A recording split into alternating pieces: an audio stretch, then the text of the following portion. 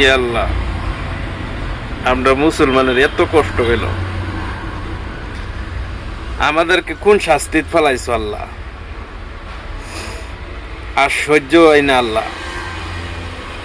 এইগুলি কারবার দিকে আর সহ্য হয় না। আমাদের যে অস্তিত্ব, আমাদের যেটা ধর্ম, আমাদের যেটা পাক পবিত্রতার জায়গা যেটা, সেটা আমাদের ভাঙ্গা দিতেছ। আল্লাহ, তোমারই তো সরকার, তোমারই তো মানুষে আল্লাহ, এটা দেখে আমাদের সহ্য হয় না।